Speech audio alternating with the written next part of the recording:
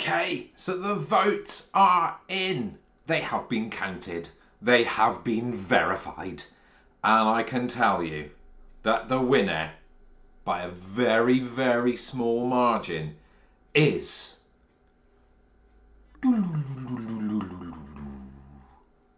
the BFG by Roald Dahl.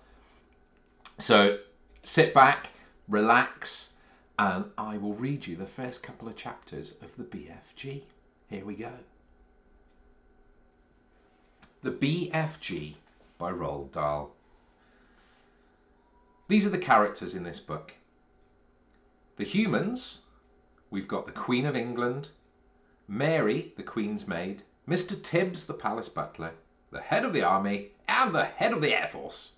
And of course there's Sophie, who's an orphan. Then we've got the giants, the flesh lump eater, the bone cruncher, the man hugger, the child chewer, the meat dripper, the gizzard gulper, the maid masher, the blood bottler, the butcher boy, and of course the BFG. Chapter 1. The Witching Hour. Sophie couldn't sleep. A brilliant moonbeam was slanting through a gap in the curtain. It was shining right onto her pillow. The other children in the dormitory had been asleep for hours. Sophie closed her eyes and lay quite still. She tried very hard to doze off, but it was no good. The moonbeam was like a silver blade slicing through the room onto her face. The house was absolutely silent. No voice came up from downstairs. There were no footsteps on the floor above either. The window behind the curtain was wide open, but nobody was walking on the pavement outside. No cars went by on the street. Not the tiniest sound could be heard anywhere. Sophie had never known such silence. Perhaps, she told herself, this was what they called the witching hour. The witching hour, somebody had once whispered to her, was a special moment in the middle of the night when every child and every grown-up was in a deep, deep sleep. And all the dark things came out from hiding and had the world all to themselves. The moonbeam was brighter than ever on Sophie's pillow. She decided to get out of bed and close the gap in the curtains. You got punished if you were caught out of bed after lights out, even if you said you had to go to the toilet. That was not accepted as an excuse, and they punished you just the same. But there was no one about now. Sophie was sure of that.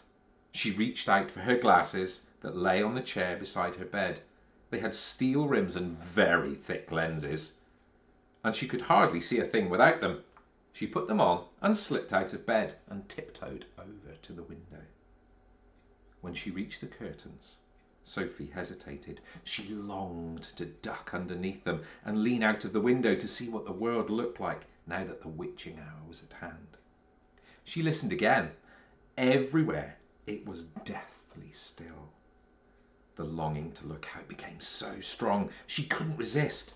Quickly, she ducked under the curtains and leaned out of the window. In the silvery moonlight, the village street that she knew so well seemed completely different. The houses looked bent and crooked, like houses in a fairy tale. Everything was pale and ghostly and milky white. Across the road she could see Mrs. Rance's shop, where you bought buttons and wool and bits of elastic. It didn't look real. There was something dim and misty about that too. Sophie allowed her eye to travel further and further down the street. Suddenly she froze. There was something coming up the street on the opposite side. It was something black, something tall and black, something very tall and very black and very, very thin.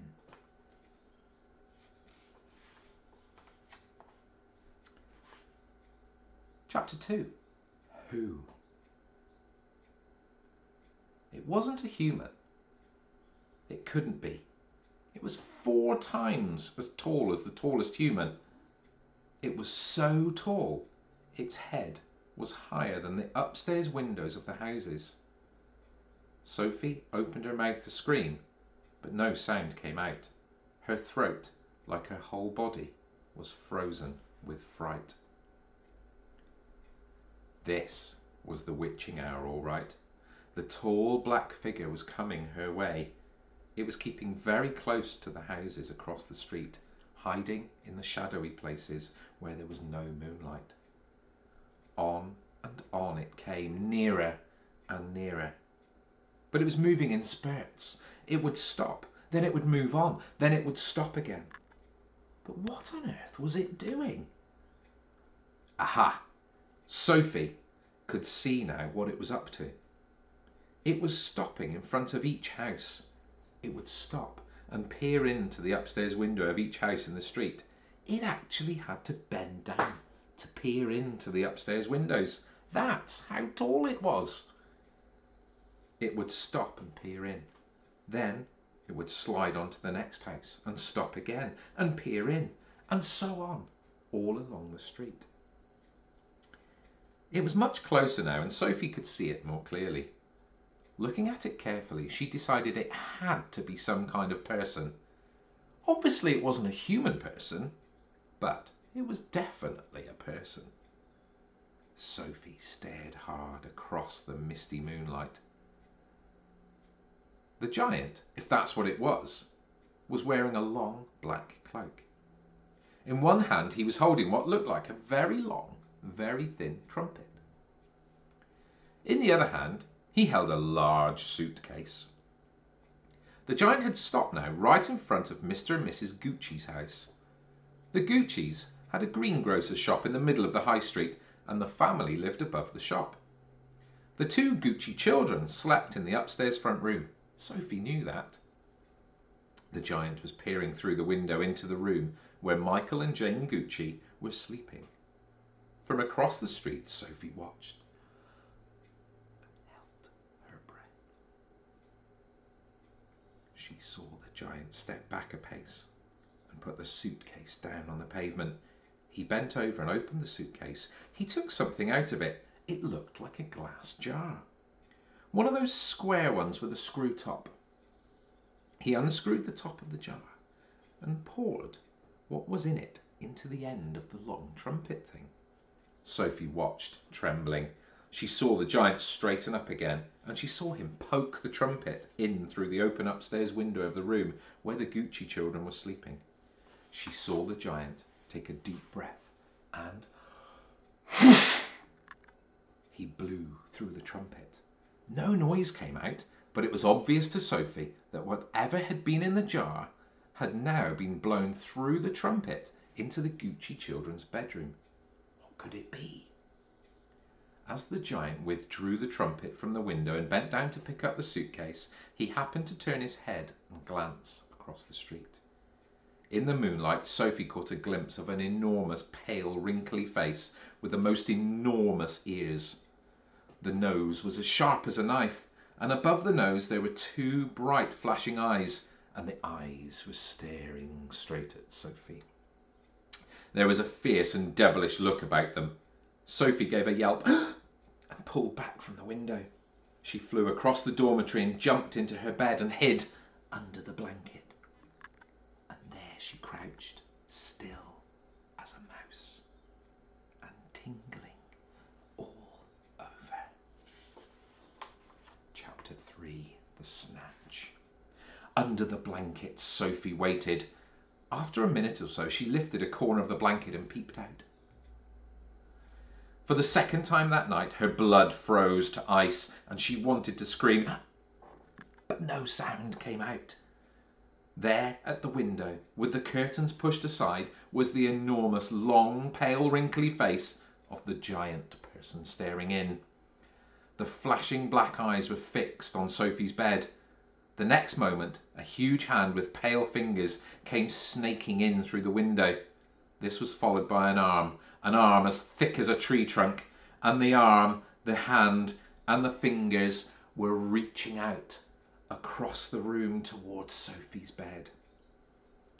This time, Sophie really did scream, but only for a second, because very quickly the huge hand clamped down over her blanket and the scream was smothered. Sophie crouching underneath the blanket, felt strong fingers grasping hold of her, and then she was lifted up from her bed, blanket and all, and whisked out of the window. If you can think of anything more terrifying than that happening to you in the middle of the night, then let's hear about it. The awful thing was that Sophie knew exactly what was going on, although she couldn't see it happening. She knew that a monster, or a giant, with an enormous, long, pale, wrinkly face and dangerous eyes had plucked her from her bed in the middle of the witching hour and was now carrying her through the window smothered in a blanket. What actually happened next was this. When the giant had got Sophie outside, he arranged the blanket so he could grasp all the four corners of it at once in one of his huge hands, with Sophie imprisoned inside. In the other hand, he seized the suitcase and the long trumpet thing, and off he ran. Sophie, by squirming around inside the blanket, managed to push the top of her head out through a little gap just below the giant's hand. She stared around her and saw the village houses rushing by on both sides. The giant was sprinting down the high street. He was running so fast his black cloak was streaming out behind him like the wings of a bird. Each stride he took was as long as a tennis court. Out of the village he ran, and soon they were racing across the moonlit fields. The hedges dividing the fields were no problem to the giant. He simply strode over them. A wide river appeared in his path. He crossed it in one flying stride. Sophie crouched in the blanket, peering out. She was being bumped against the giant's leg like a sack of potatoes.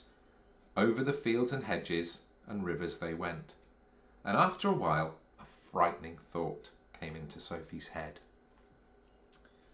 The giant is running fast, she told herself, because he is hungry, and he wants to get home as quickly as possible, and then he'll have me for his breakfast. Oof, what a great start to a book. And listen to all the lovely language that's inside of it. All those lovely adjectives describing what Sophie saw and what Sophie felt. Maybe you could try writing the introduction to a story, something similar, and think of describing absolutely everything that's going on in your head. If you don't worry about it. And then join me again tomorrow, and I'll read the next couple of chapters. Hope you enjoyed.